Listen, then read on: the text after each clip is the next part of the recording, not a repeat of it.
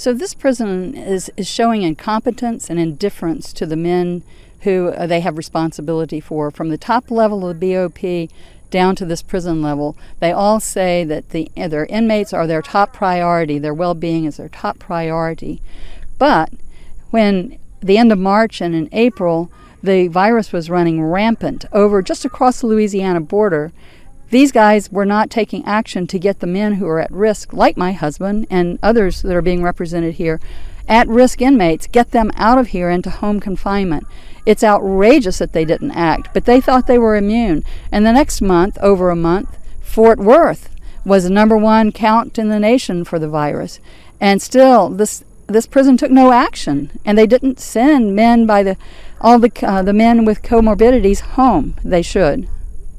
Now, with respect to my husband, Congressman Steve Stockman, I wrote a very courteous and respectful letter to this warden in April the 3rd, telling him about my husband's comorbidities and asking him to please send him home under the Attorney General's memos and the CARES Act, where he would be safe, and to send him home before they send him home in a body bag. And they refused to do it. He's filed multiple times internally, and he gets denied, even from top-level people in Washington, D.C. So clearly, they didn't care that if my husband got the virus, and really didn't care if he died. He was getting no medical treatment because he now has the virus. He was getting no medical treatment until the local TV news uncovered the wrongs in this prison, and they covered the fact that Steve Stockman had the virus. Then they sent him to the hospital, took him to the hospital as an outpatient, where he did get some prescriptions, which the prison has not yet fully filled. It's just indifference and it's incompetence in this prison. It needs to be gotten rid of. Some people need to be replaced from the low level to the high level. And these are some of the things that a lot of families been praying for, just for somebody to hear them. Hear them. They don't have a voice. They don't took their phone. People ain't heard from their loved ones in months, weeks. What would you be concerned about everyone's loved one, not just my loved one? I want all these guys to be safe. I want them to be able to get the care that they need so they can come home COVID-free and not get a death sentence for crimes that they committed, not violent crimes. When was the last time you were able to speak to your loved one? The last time I spoke to him was July, middle July. And how was that conversation? It was very somber because he said everyone's around him sick, coughing, spitting everywhere. The guards are coming in coughing, not wearing masks. It's a very disgusting situation inside. It's not sanitary. How is it that the governor is telling us we need to sanitize, sanitize, sanitize, and there's no sanitization going on in the jail? It's very horrible.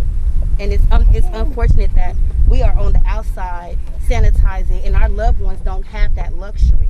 It's not fair. And they're not even able to leave the prison, so it has to be, the guards bringing it in. Absolutely. That is exactly it, because they come in coughing, sick, sneezing, blowing their noses and all this stuff, and they're doing nothing. When are they going to take their temperatures? That's why I'm over here asking them, don't just stand there. Go take temperatures. You have the thermometer right there. Go take the temperatures inside. Take temperatures of your guards. They're the ones bringing it in. Our loved ones been quarantined since they got sentenced. They're not the ones bringing the COVID-19.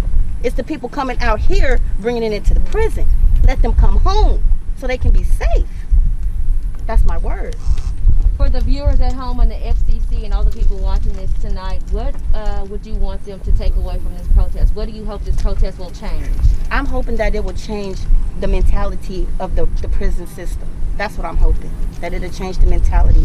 Let them put some safety measures in place. If they're going to keep them here, just put safety measures in place. We're not out here saying, let them go. We understand they broke laws and committed crimes. We understand that. That's not what we're saying.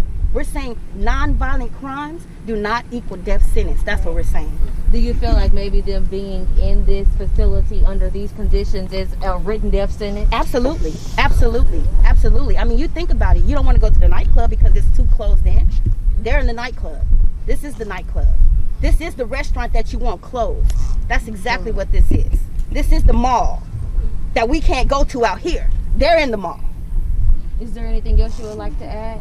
Send my husband home. Yeah. That's what I want to say. Send all these people loved ones home. Yes, Yes, so. ma'am. Yes, ma'am. Thank you for sharing. Oh, my pleasure. Do you And- feel like since they're not getting the adequate amount of nutrition and meals, that also plays a part? Because in order to, fight a virus, you have to have a strong immune system. Absolutely. And without the right foods, that could also be another problem as well. Absolutely, absolutely. On top of that, I literally haven't heard from my brother in weeks, okay? And when I did hear from him, he said that he was being housed in some kind of a visitation room, okay? So it was like a makeshift situation, just in a visitation room somewhere.